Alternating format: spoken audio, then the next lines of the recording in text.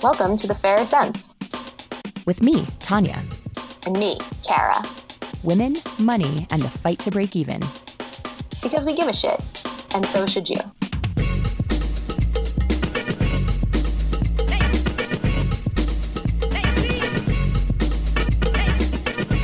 Today, we're talking about money things women aren't taught.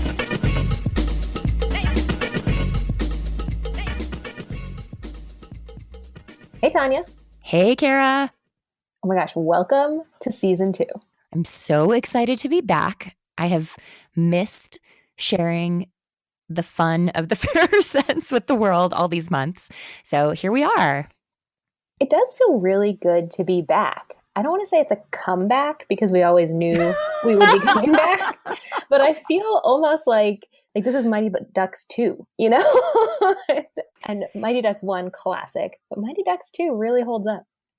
Yeah, I'm thinking of some of, like the Star Wars franchise has a bad track record with the second episodes where people always get really weird and critical about them. But I'm thinking more of like the Harry Potter movies where they sort of got a bit better with each one.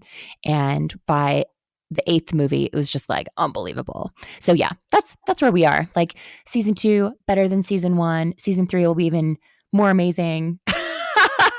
Yeah. And as we promised last season, by season 27, the patriarchy will be dead. So stick with us until season 27. Yeah, it's all a countdown to the end of the patriarchy. Certainly the Fairer Sense is a money podcast, but we tend to talk more about the broader social issues that affect all of us and our money, and it's less about really the practical personal finance side of money, because we just feel like a lot of folks out there have that stuff covered, and there are plenty of awesome women giving tips on how to spend less on your groceries and how to earn more at work and things like that we don't necessarily need to cover that territory again. But we got a ton of questions in the off season about some of the financial tips that we would offer. And I think we wanted to talk a bit today, which is the theme of the episode, about some of the stuff that we all wish we had learned sooner, like things that women aren't necessarily taught about money and our careers and all of the things that go into our finances. And so that's what we're going to be focused on. Yeah, I'm really excited for this episode because as much as I love going big picture with some of the things we talk about, I also feel really strongly that there is a lot of financial content out there that doesn't get specific enough, and specifics help. When you can look at someone's actual numbers, or when someone says, I used X software program, or I read X book and it helped me, you're like, cool, now I can go get that book, as opposed to just, well, now I can like magic more money into my life or something.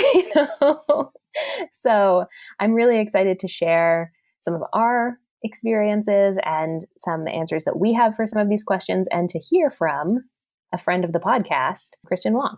So you all may know Kristin. She has been writing about money for the New York Times and Lifehacker and a whole bunch of other places for years now. She also had a book come out this past March called Get Money, which is less like, go get that money, and more like, hey, do you get money? Like, do you get it? And but it's all about gamification and finances and breaking down some things that are not necessarily self-evident to folks that we all need to know to be able to master our money. And so I love her book. I've recommended it on my blog.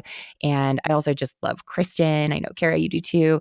And so given that she's got a really broad perspective on finances and what people learn and don't learn, we wanted to have a chat with her about some of that stuff, of what we all wish we had been taught as women earlier in life.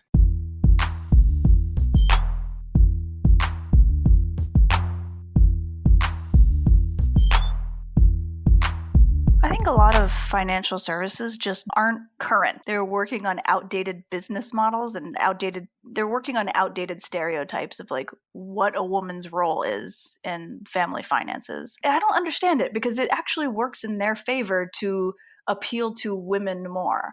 I think women do want to learn how to invest. We do want to learn how to build wealth. Even in my own experience, like just in the past couple of years, my husband and I have dealt with a mortgage company. We've dealt with a tax preparer.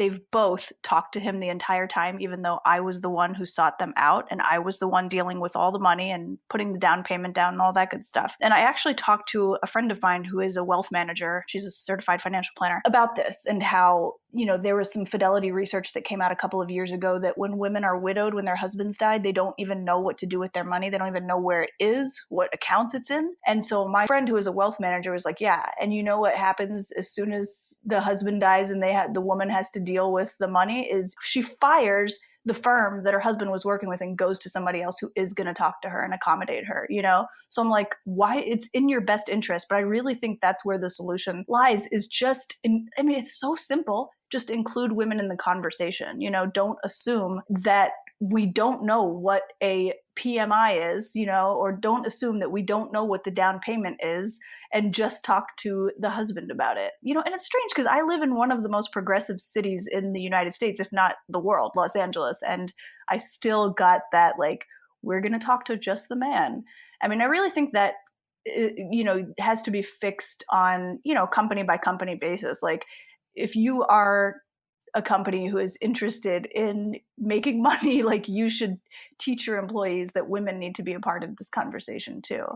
For women, I think the solution is just making yourself known and making yourself heard and picking the right company to work with. When I was working with that tax preparer, forget the sexism of him just not even talking to me. Like, I would ask questions because I was trying to figure out if I need to switch to an LLC with the recent tax changes. And I would ask questions. And instead of listening to the question that I was actually asking, he spent 30 minutes he jumped to a conclusion about what I was asking and spent 30 minutes explaining something to me that I already understood. And actually, side note, used the phrase, "let me smarten you up." When he talked to me. Oh, for God's sake. At that point, I had kind of checked out of the conversation. I was like, nope, not going with you. And I didn't hire him, of course, because I think it's easy to forgive. Like, as a woman, you don't, again, we are raised to be peacekeepers and you don't want to ruffle any feathers and you don't like confrontation. We're so used to this bullshit, right? So, like, you just deal with it. But I didn't hire him because he wasted my time. Like, forget the sexism. Like, even beyond that, you just wasted 30 minutes of my time that if I had hired you, perhaps you would have billed me for and I would be losing money, So I don't know. I really think it just comes down to vetting the right professional as a woman. Gosh, I think you're right. Like, I think that it is a company by company culture thing and also a person by person thing. Like, I've talked to some financial services companies, for example, about sponsoring our podcast. And they've said things like, oh, well, we're not really going after that audience right now. And I'm like, women? You're not going after women? We are more than 50% of the population. We make a huge percent of household purchasing decisions. It's like, on some level, it's also a marketing thing. It's like, why do these companies just assume that they want to cut women out and just target the men? I do wonder how much women ourselves help perpetuate some of this. Like, if you're in a meeting with a financial advisor or, like if a woman talks to an advisor and says something like, oh, well, I'll have to talk to my husband first. I'm curious, like that kind of thing. It's sort of like, that's a natural inclination to be inclusive and just talk to your spouse. But if it comes across as I'm passive and I can't make decisions, then, like maybe that's part of the problem and we need to drop that. Yeah, I agree with that. You have to be very careful about the language that you use. And that is one phrase that I always stay away from is I'll have to check with my husband first because A, sure, I do want to check with my husband. We are in this together and we make our decisions together. And B, sometimes I just want to stall, and I just like need a phrase. But that's like my default phrase is like, oh, I got to check with my husband. I stopped saying that because that does kind of perpetuate the stereotype that they already have in their head that you're sort of taking the back seat. I really think like they need to just realize that male is not the default when it comes to managing money. Like you saying about getting sponsors for your shows, like we're not trying to reach that audience. Like it's not a niche, like this isn't like a niche in the market. It is the market. Women are the market.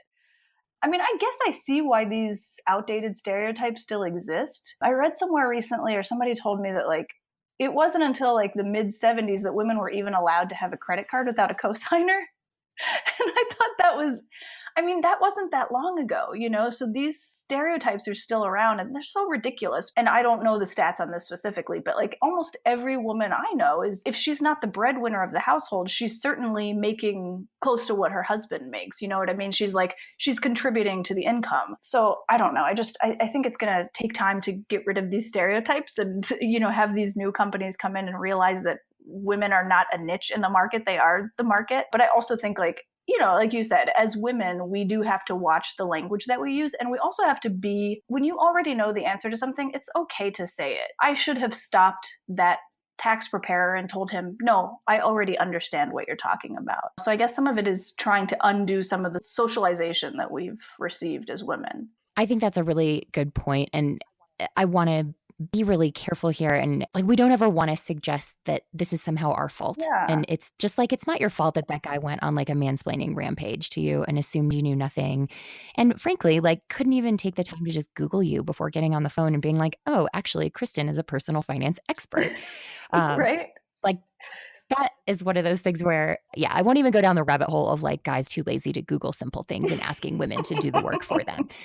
But knowing that the stuff is not our fault, we are not causing it to happen by the way we're socialized, knowing all of that, what do you think are some of the ways that we can try to break some of our habits maybe, or break through that socialization, or just like smash the financial patriarchy and assert ourselves more in the financial space? I agree. I think it's important to not put all of the onus on women to fix things when they haven't been the one to sort of create the problem. So I don't know, it's a tricky thing to give advice to. You don't want to tell women, okay, you have to change your behavior and change who you are to accommodate if you want to get ahead. But there are some things that I think you can do to sort of work in this world and still be true to yourself. Like, for example, when it comes to negotiating, like, there's that stat that I'm sure you've heard. It's easier for women to negotiate when they feel like they're advocating for other people too. And why is that bad, right? Like, that's awesome. You know, if it inspires you to speak up for yourself because you also are thinking of ways in which you can help other people, like, that's a good quality or a good trait, in my opinion. So I think that's one way you could go about it, is if you're negotiating and you're afraid to do it, you can think that,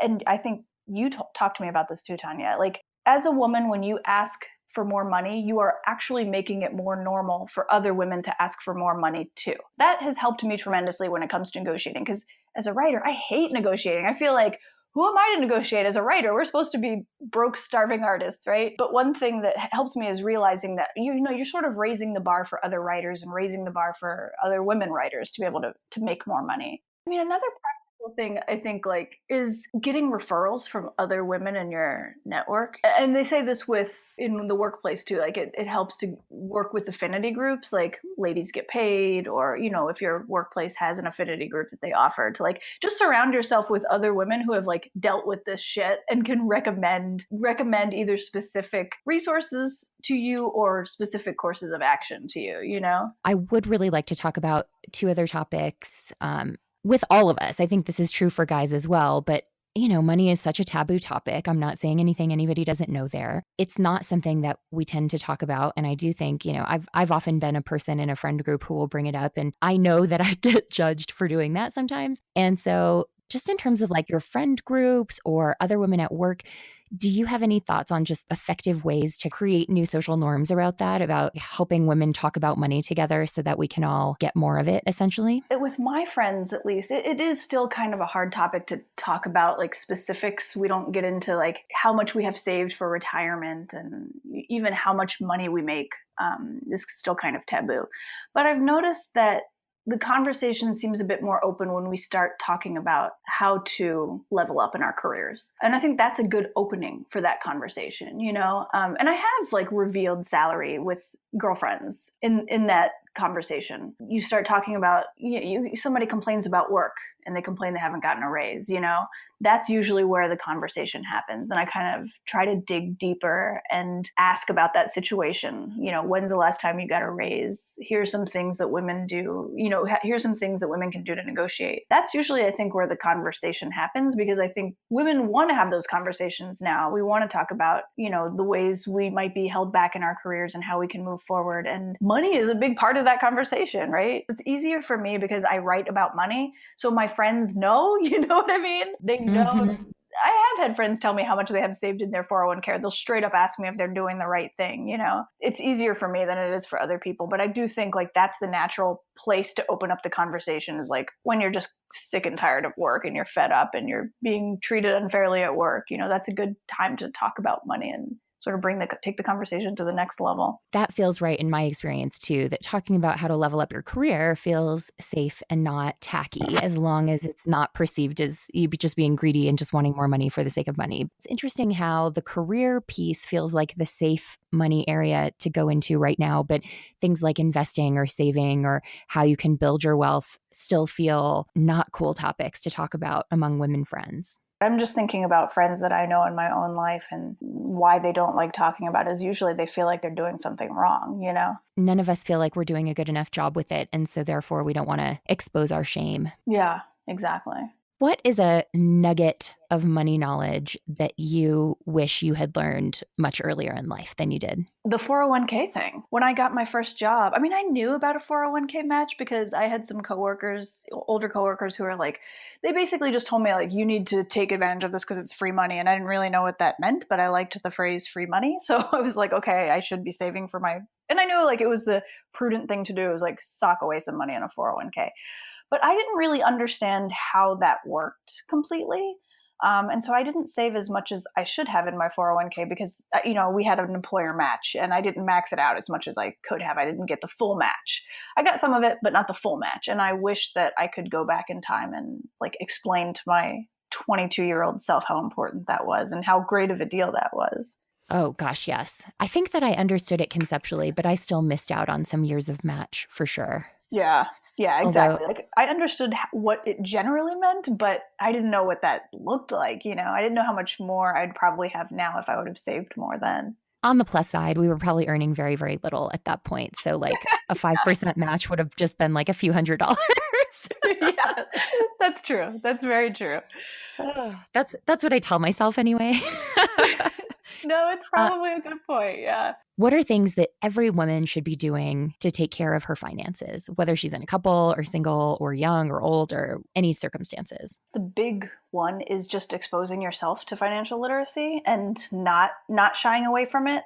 Like investing was really intimidating for me to learn about, but I exposed myself to it. I learned about what index funds were, and I just took it kind of one step at a time. So I think that's the first one, is just, as cheesy as it sounds, knowledge is power, and you want to make sure to empower yourself by learning about money. The other thing is, I think investing is a big one. Just knowing what it means to get an employer match and knowing what that looks like in your 401k and what exactly you're invested in. I remember when I was in my 20s and I had my first job, it was like, I didn't know what these percentages were when I was filling out like my asset allocation. I didn't even know what those words meant. So I think a big part of it is just researching what those words mean. Sort of protecting yourself financially, making sure you have, Paulette calls a fuck off fund, and making sure, if there is somebody that you depend on financially, have a plan to kind of wean yourself off of that, whether it's your boss, like a terrible boss, or not even a terrible boss, just your boss, your husband, if there's anything in your life that makes you feel like if shit hits the fan, I can't get out of this because I depend on this person financially, you need to come up with a fuck off fund to be able to tell that person or that employer to fuck off when shit hits the fan. It's sort of like an emergency fund, right? Just saving up that money so that you kind of empower yourself and you have the freedom to be able to make non-desperate decisions in times of stress.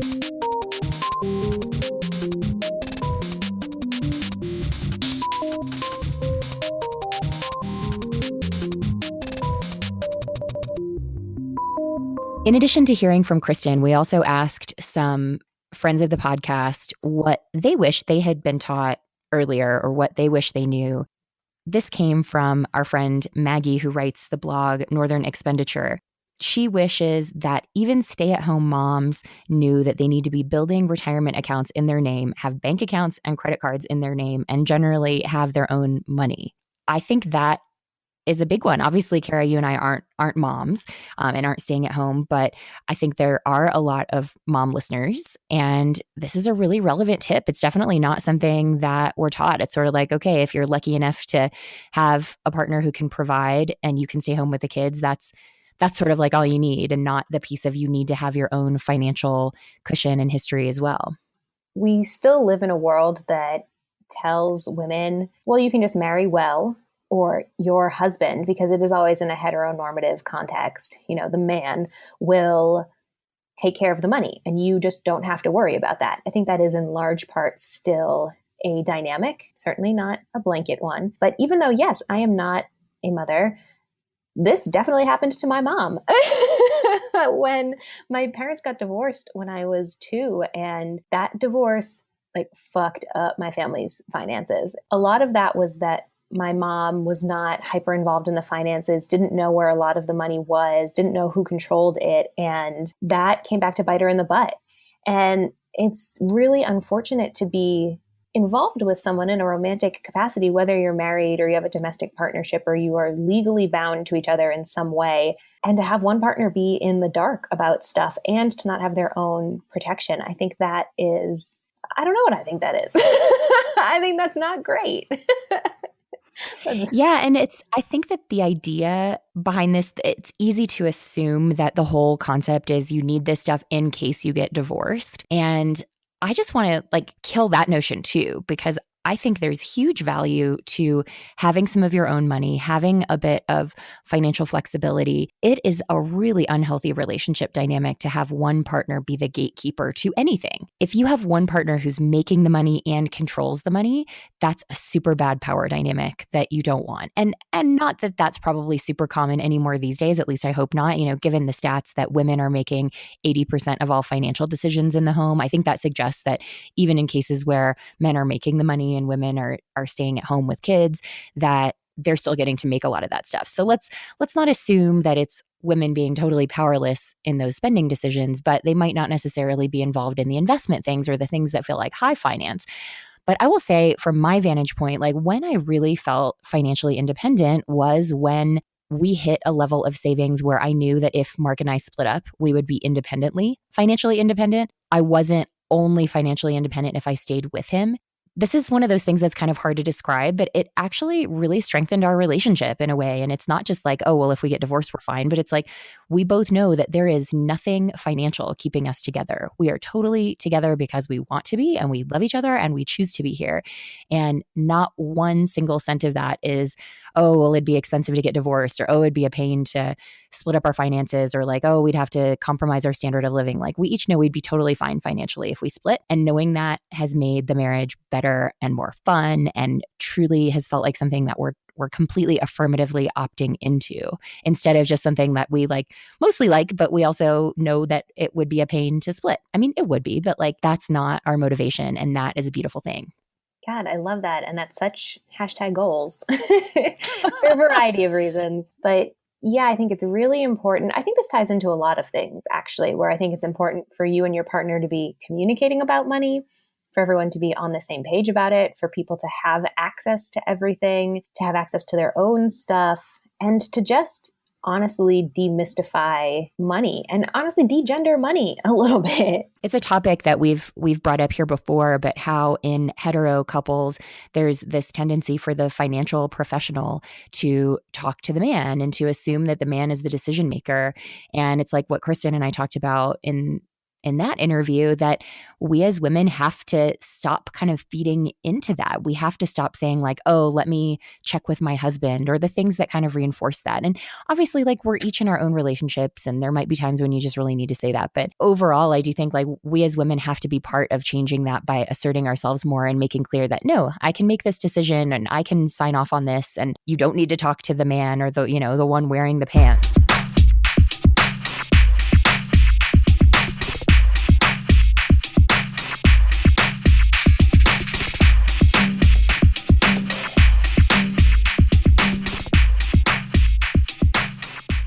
The next note we got was from friend of the podcast and friend of both of our blogs, Mrs. Adventure Rich, who writes about early retirement.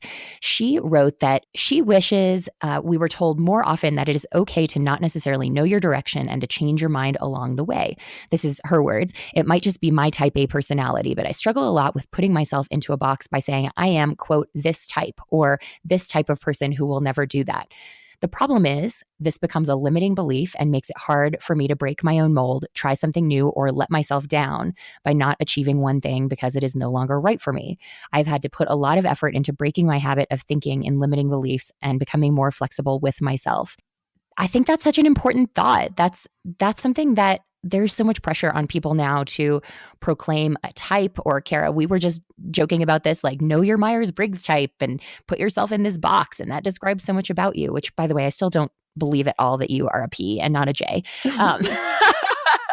But I think this is really important, giving ourselves permission to change and evolve as people and to not have to proclaim something as a hard and fast rule about who we are or how we are, is something that particularly women, I think, we hear that message in a strong way, and we need to kill that.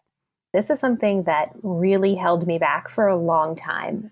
When I was in college, I wanted to be a screenwriter. I was like, I'm definitely going to go to Hollywood, write an amazing script, win an Oscar for Best Original Screenplay, and dominate Hollywood. But I had such a hard time with screenwriting. It was really hard. And I still love it in many ways, but it was very hard for me. I got into this weird, like, self-perpetuating truth where it was like, I want to be a screenwriter, but I'm not screenwriting. The fact that I'm not writing means I'm not a screenwriter, but I keep wanting to be this. And then I just like couldn't do anything. And then I started to question myself, well, like, if I was really this, it would be easier. Or since I want to be a screenwriter, I can't be someone who does blogging, or I can't be someone who does other types of things because that's not who I am. And it sounds kind of silly, but it was a really weird and fraught headspace to live in. And I think that affects us in so many ways. If I am A, then I am not B. And something that I mentioned last season and that I learned in therapy, this third time around in therapy, was that we do not live in an or world. We live in an and world. I am a blogger and a screenwriter. I am a mother and a CEO. But you're a mother? When did this happen? Surprise, I have twins. But I do think it's very hard to exert an and mentality, because I think our larger societal mindset is either or, because it's easy to categorize ourselves and to categorize others as, well, you are X and therefore you are not Y. Now I can understand what you and what X are. It's just easier for our brains. I'm not a scientist, but I feel like it's easier for our brains. I think a lot of folks now are familiar with the new kind of trendy buzzword in Silicon Valley of fail fast. Like, there's this idea with entrepreneurship now that it's okay to try many things and that it's okay to fail in one venture, and you're going to learn from that and you're going to have the next venture be more successful. So I think that's a good thing. Like, we have been so focused as a society for so long on success versus failure, where you kind of can't be both. That narrative of fail fast is still, for the most part, a white male narrative or a well-to-do male narrative. And it's not one that is particularly welcoming in women just yet. And so we as women, I think, are often our harshest critics, but we are certainly socialized as young girls to be critical of one another. And I think most of us get through middle school feeling very, very scarred by other girls. And so there's definitely like that competitive mean girl culture that exists within women, particularly in America, that I think it really ingrains that idea in us of failure being like the worst possible thing. And so you're not allowed the and. In I think you getting to that point of embracing the and I am many things is a really big step, and like, good for you. And I think more of us need to know that, of like, we don't have to define ourselves in these tiny little boxes. And, you know, if you try one thing and realize like, oh, I'm not that good at it, or it didn't work out for whatever reason, you get to be something else. You don't have to stick to the thing just because you said that's what you were going to do. I think we get really caught up in, I said something, or the expectation of me was something, and now I have to do that something, even if it no longer serves me. And learning to let that go, or let that live in tandem with something else that is true about you, is definitely really hard. I spent a lot of time arguing with my therapist. I was like, no, you're wrong. Turns out she was right. But I think it's really worth digging in and doing the work and being the person out in the world who says, I'm an and person. If someone's trying to put you in a box that you don't feel comfortable in, or if someone's trying to, label you as something, you can say, actually, I'm that and something else. Or actually, that doesn't fit anymore. You knew me when, but actually I am someone new now. Oh, totally. And the idea of having different phases in life or chapters in life, I think is super important and not something that we're taught enough. Like, I'm going to confess some deep, dark pain. Not really, but mine are career sour grapes. Like, I have definitely had what I would describe as a pretty charmed life. Like I feel like this is the obligatory caveat. Like, I didn't have every advantage. I didn't grow up rich, but I totally had parents who really valued education, who prioritized that, who let me focus on school, and I didn't have to work in high school, which is like such an enormous privilege. And now the trade-off was I didn't have, super nice clothes or like fancy stuff, but we also lived in a totally comfortable, nice house in a great neighborhood. So again, like easy, charmed life. And I have gotten to achieve a lot, have gotten to do things that have felt really, really cool and met some amazing people. And so with all of that as background, like the thing that has been sour grapes for me for the longest is the fact that my real career dream was to work at National Public Radio. And when I was in college, I got an internship there and I got to go from California, where I was in school, to DC for a summer. I worked on the Washington desk during the 2000 election. I got to go out and report on cool stuff. They brought me back after I was out of college to do some temp stuff. And I do think they really tried hard to hire me, but ultimately it didn't work out. There was no money at NPR at that point. It was such a coveted place to work that people were not leaving those jobs. And when they did have an opening, they'd get, hundreds of applications. So even if I had one or two people really rooting for me, there would be other folks rooting for someone else who had interned or temped. And I ultimately had to give up that dream and get a real job, because once you've done PR or other stuff, like you can't be a journalist anymore. You're sort of tainted. And so it was a really hard thing to give up that dream and to do, a quote unquote real job, which turned into my career ultimately and something that I did for 16 years.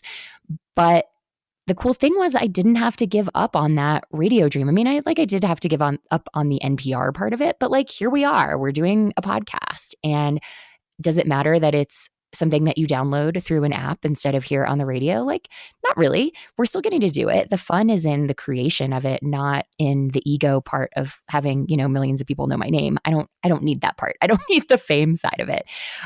But I think that lesson has been one that I personally wish I had learned sooner, that, okay, maybe this dream isn't meant to happen at this moment, but that doesn't mean that it will never happen. And I think holding on to that stuff is really important. And that to me is one of the biggest privileges of being able to retire early, is like, now I get to do podcasting and writing. And I know some people are going to say that means I'm not really retired, whatever. I'm getting to do exactly the stuff I've always dreamed of doing, and money isn't a part of it. Like, that feels like living the dream to me. Man, I love what you just said about NPR and now the podcast, because in my own journey with screenwriting, I have not written an Oscar-winning screenplay, shocker, but I absolutely hope to someday in the future. And in fact, I think the writing I have done now and the way I have been able to pivot into starting Bravely and having had a successful blog that I was able to sell to get money to do Bravely and to do all the writing I do now, it's making me a better writer. And B, it's giving me the financial flexibility to one day sit down and bust out this amazing idea that I have for a screenplay that I truly believe Jenny Slate will want to star in. And I'm just living for that. So I certainly harbor those dreams in my heart. And just because you're not working on something right now, or just because you are not something or someone right now, does not mean you will never be that. Here at The Fairer Cents, we get real about money. So how real would it be if we then shoved a sponsor message on you trying to sell you something you don't need? Not very. So we won't do that. But we will tell you about services we love that save you money on things you already use. That's why we are super stoked that Season 2 of The Fairer Cents is sponsored by AutoSlash, the #1 site for getting a great deal on a car rental. Because you gotta rent a car sometimes, right? AutoSlash is completely free to use, and on average, renters save 30% or more using it. AutoSlash searches all the major rental companies like Hertz, Avis, and Thrifty, so you won't end up in some sketchy no-name rental lot wondering what you've gotten yourself into. They do the legwork for you of seeking out the best discounts and coupon codes, so you save money and time. And they don't stop looking for deals when you book. Up until the day you pick up the car, AutoSlash keeps searching for discounts and will email you if they find a lower rate. It's like price protection on your rental and one less thing you have to think about. Why can't all travel be like that? Right? Use AutoSlash to book your next rental car at autoslash.com.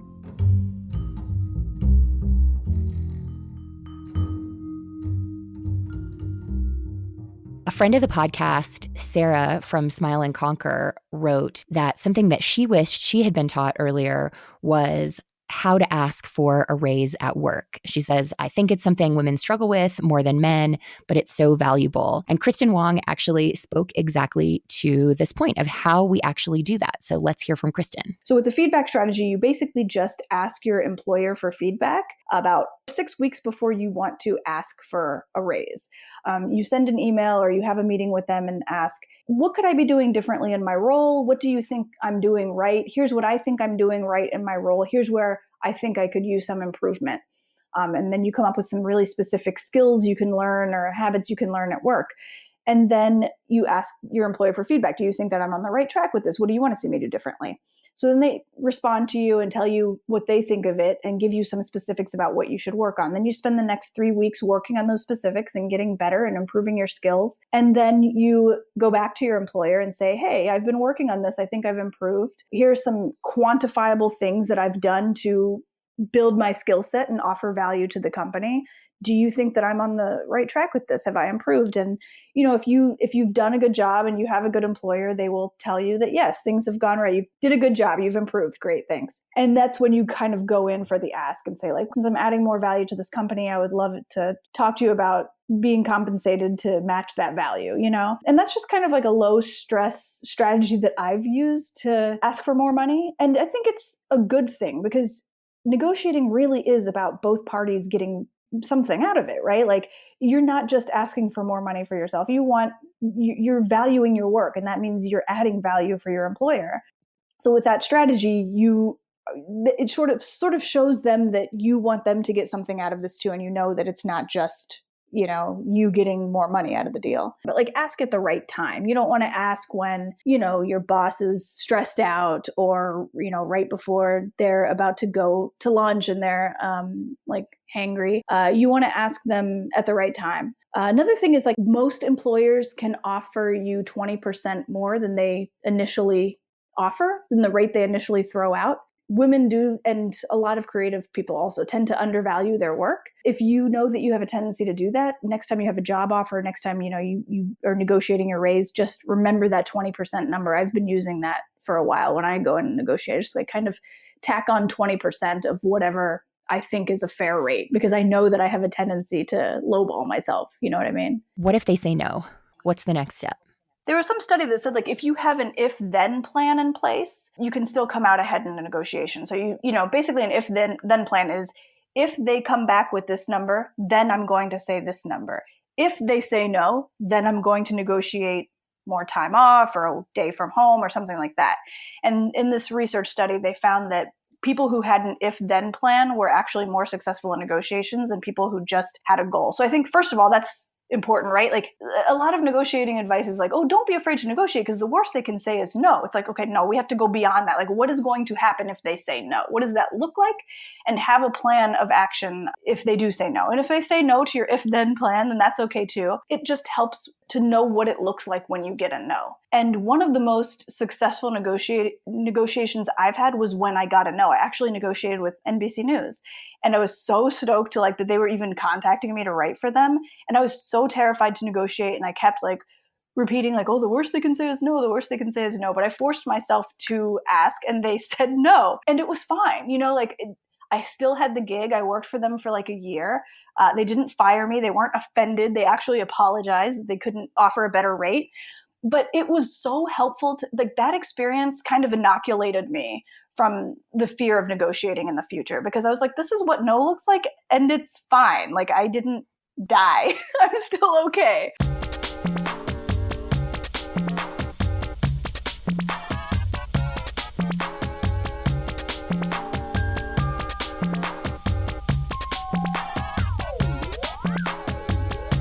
I feel really ill-suited to give negotiating advice because I've never had a real job, air quotes, real job. I have always worked in large part as a freelancer or as someone in the service industry. So waitressing, you don't really negotiate a higher salary. But I will say that, yes, I think pointing to your past accomplishments, something that I do now with Bravely, even though I'm not necessarily negotiating with a boss, but I keep a running list that I call my brag sheet, literally on a Post-it right next to my desk. And it'll just list off things that I've done this year that I'm super proud of. And it can be press that I got or a certain amount of work that I got done in a certain amount of time or whatever. And when I'm feeling down or anxious, I'm like, wait a second, look how awesome I am. I have this amazing brag sheet. And B, it's a good way to remember the value that you offer other people. So when I am negotiating with a freelance writing client or with someone who wants to publish on Bravely, I can say, well, here's the value I offer. It's literally right here on my wall. I love that. And I think that that's just as valid. Like, I think that talking about negotiating a raise at work is suggesting traditional employment in a way that's less and less relevant. Obviously, plenty of people still have W-2 jobs, but I think we all see the writing on the wall that we're going to be independent operators more and more. And so having that ability, I think, is just as important because in a workplace, you can ask coworkers, hey, what are you getting paid? Or you can look around at Glassdoor. But when you're freelancing or you're contracting or you're doing things that are totally independent, you don't necessarily have that same set of resources or people you can go to and ask. So I love that. I love the idea of the brag sheet. What a good tip.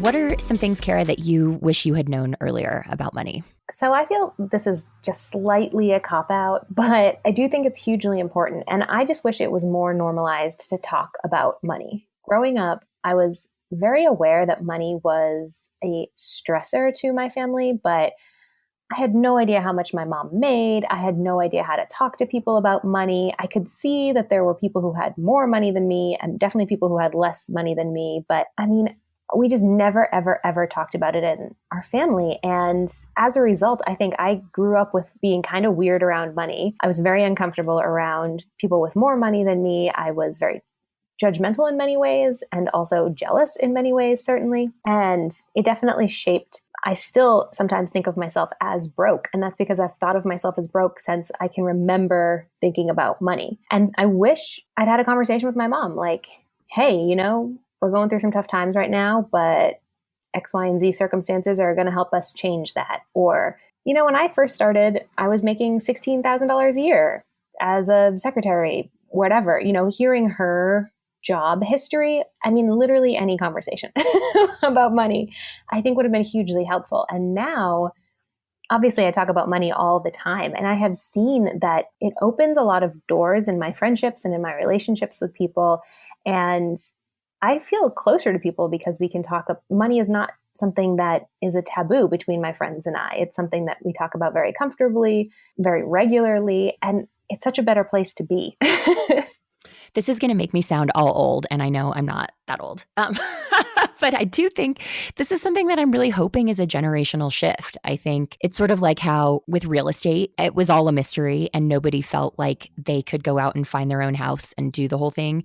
And now with MLS listings being online and you can go to Zillow and Trulia and all that stuff, like it's very easy to go find your own listings. And so realtors are really more just kind of like the person who unlocks the house for you and lets you in and helps you write your offer.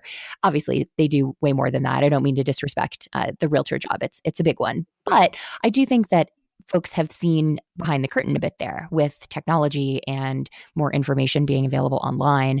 And I'm hopeful that that same sort of demystification is going to happen a bit more with money, and that millennials and Gen Z and everybody coming up behind you guys will just feel more comfortable talking about this stuff and also not feeling like they need to go to experts as gatekeepers. Because I think for me, like that's something I wish I had learned much earlier.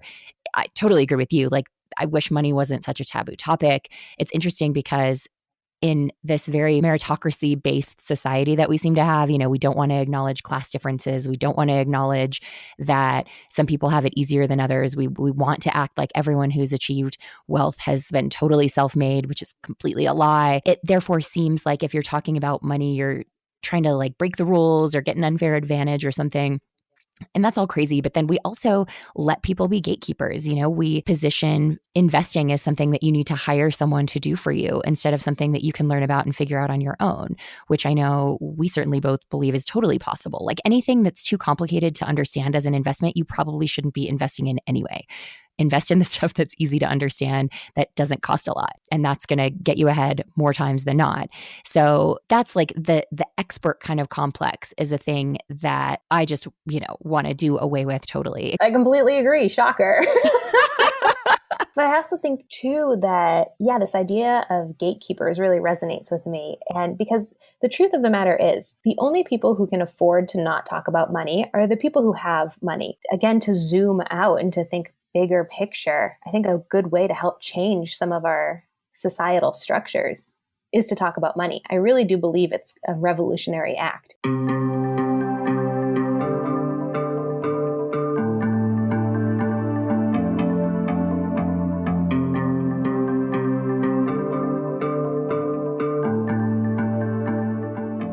Kara, I have one little thing to share that I wish I had learned either earlier or just kind of differently that I have to confess is going to diss Oprah just a little bit.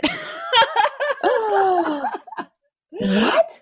On my podcast? I know. I love Oprah. And even all these months later, I would still support her if she ran for president, which is looking less likely, but whatever. The reason that I bring her up is because she was the one who first gave a platform to the author of the book, The Secret, and kind of launched that into the popular imagination. And for those of you not familiar, The Secret is the idea that like if you think positively and you focus on what you want, that you'll make it happen. And from that is where we got the vocabulary of manifesting our dreams, and where we got the idea of making all the vision boards about what we want to accomplish. And I think there's something really positive in that, certainly, and very empowering, that you can really do whatever you set your mind to, which is a great idea. I think the part of it that I can't stand and that I think is the totally negative dark side is the idea of manifesting puts all the onus for accomplishing something on the person who wants it. And it implies this sense of shame on folks who haven't accomplished equal measures of success or who haven't reached their dreams. And it implies that, well, you failed because you didn't want it badly enough, or you didn't focus hard enough on manifesting it, or you didn't have a good enough vision board or whatever it might be. And that is just wrong. Like there are really important systemic reasons why folks don't accomplish everything they set out to do. And sometimes like shit just happens, or like you just have bad luck. It's not all necessarily like sexism and racism and all that stuff, although that's very real. But that's something that I think we need to have in that discussion of like, it's good to focus on achieving your dreams. And if you're into the language of manifesting, that's cool. But be really careful when you use it that you're not implying shame on those who haven't done the same thing. Oh my gosh. Well, now that I've recovered from you a little slightly trash talking Oprah, actually, I think that this idea of manifesting, especially when it comes to money, is really harmful. And I think it actually reinforces social and societal norms, which is that it basically keeps those in power who are already in power. And it blames you for not being able to dig yourself out of your own hole if you can't follow their very vague advice. And it's so intangible. Something that I really strive to do with Bravely is give people at the events in particular very tangible advice and access to people like a small business lawyer if you want to start a small business, or an accountant if you owe back taxes, so that you're not just on Google trying to figure it out on your own, or sitting in a corner weeping that the $5,000 you owe in back taxes hasn't just magically arrived, which is honestly what some of these people try and tell you. If you just want it bad enough, if you just open yourself up to the universe will deliver. Well, Sometimes, sure. And I do think like having a good open mindset and understanding that money is not an enemy is helpful, but you also need to know the practical realities of how to operate within our system, especially when it comes to finances. And so it really drives me bonkers to see all of this. What really drives me bonkers is the people who charge you money to tell you vague nonsense. Like, what is that? Don't make me pay $800 to come to your 2-day conference and all you're going to do is fill me with some like buzzwords and a free cocktail. Like, that's not helpful. Oh, and to that point, I think you and I have talked about this before, like this sort of goes to my expert point as well, that the coaching culture that we've developed now, where there are absolutely people who are coaches who provide real value to people, but there seems to be a huge emphasis on people who aren't actually doing the thing, but they're making all their money teaching other people how to do the thing. And the courses and the coaching, like it's a little out of control. And it sort of like makes us feel good for taking steps by paying money for this course when then it doesn't actually make us move forward and actually get closer to doing the things we're trying to do. It's like you're running in place where, yes, you're running, but you're not really moving forward. And now you're out $800 or whatever that you paid for the course. And it does feel predatory at times. Certainly not everyone who's selling a course, and certainly not everyone who is working as a coach. But I do think with some of the larger names, it does feel somewhat predatory. Yeah, there's kind of a running joke in blogs that a lot of bloggers push affiliate links to website hosts and they make a kickback if you sign up for that website host through their link. And so they'll say like, hey, blogging's really great. You make tons of money blogging. So you start your own blog, but really they're making their money by convincing you to start your blog. And it's like this endless loop that, I mean, frankly, is not much different from a pyramid scheme. And it just seems like if it really was that great, you wouldn't need to make this affiliate money and sell us on the same kind of snake oil. Absolutely. Or I think too, something that kind of goes hand in hand in this, MLMs are multi-level marketing schemes. And it's basically, all those friends from high school that are like trying to sell you eyelashes and essential oils and leggings on Facebook. And the idea is that, well, you're your own business owner, right? My business is selling these leggings, but actually the way they make money is getting other people to sign up to sell those leggings. And it's an incredibly flawed system because the more people you have selling the leggings, the more competition you have to legging sales, as well as the bulk of the money comes from getting someone to sign up, not from selling the leggings. And it has particularly hit women, this MLM scheme. A lot of them are marketed towards traditionally feminine ideals like longer nails, longer lashes, cute clothes, and they're designed for someone who has time on their hands, like, for example, a stay-at-home mom. And it's just sickening, really, to see how this has hit certain communities and certain people, and the financial devastation it really wreaks on a lot of people because you have to dish out money to buy the leggings that you then sell to other people. Just a sigh to all of that. Yeah, and it's extra frustrating because of the first tip that we read from Maggie, who said that stay-at-home moms need their own retirement account and their own money. And that's true, but these companies then prey on women who feel like, oh, I need to do the right thing. I need to have my own income stream. And really, these things only ever make you money if you recruit like huge armies of people to work under you. And it's so predatory. And you're also trying to exploit your friends. I mean, like, let's be honest. That's really what it forces people to do. One of the commandments that I believe you should live by is no profit off of self-hatred. I'm not going to tell you that you need to buy this eyelash extension because that's me profiting off of you hating your eyelashes. And that's fucked up. And that does not help the feminist cause. Oh, gosh, put that on a t-shirt. I need to wear that. No profit off self-hatred. Yes. And no manufacturing self-hatred. Like that's all stuff that I think we as women need to learn to see through. And I wish I had been taught that earlier on, to see how much of my own body image or how much of my opinion of my looks, and even frankly, like my whole self-worth, not just my physical appearance, is really based on what society has taught me and what marketers have sold to me. And gosh, like, can we please change that for the next generation? Please, please, please.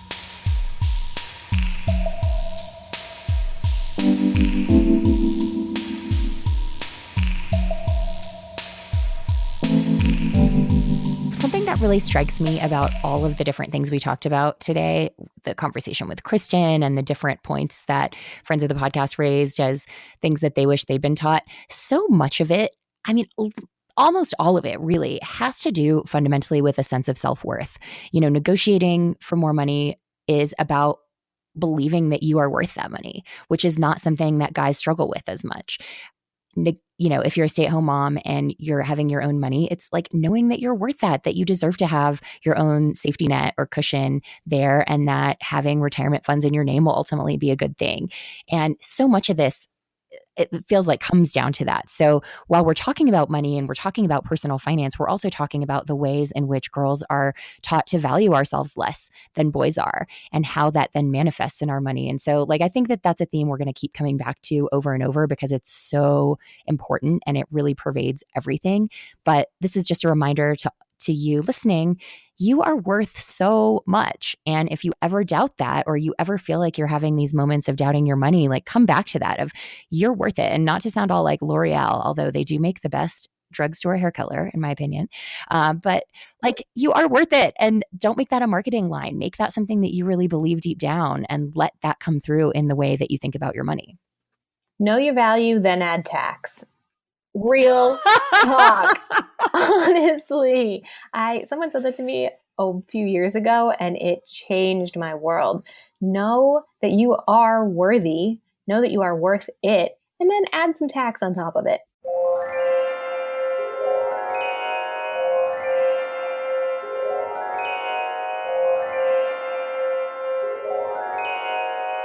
Now that we're back for season 2, we want to give a big shout out to those of you who left reviews for us in between the 2 seasons, like one from MJax36, who called us the financial gal pals I wish I had.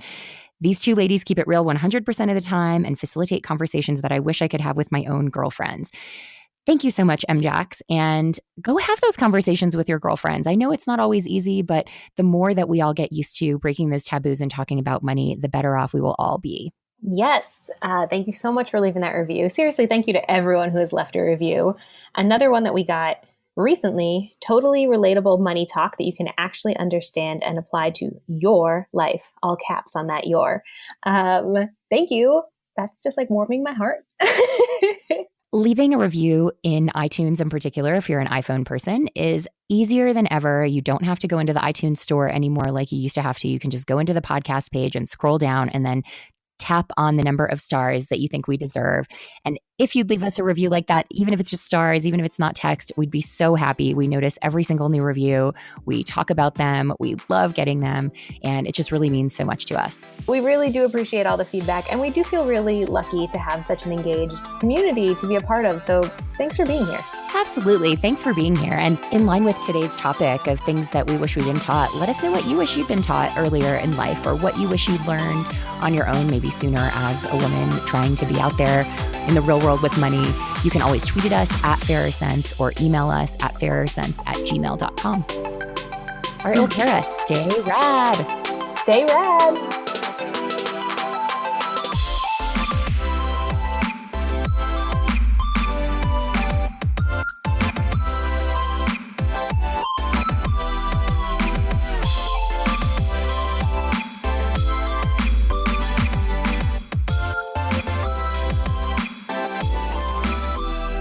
The Fairer Sense are me, Tanya Hester, and the world's best co-host, Kara Perez. Our theme song is by The Insider, our ad music is by Kevin MacLeod, and you can find out more info about the other artists you hear on the show at our website, thefairersense.com. You can always find me at ournextlife.com and Kara at bravelygo.co.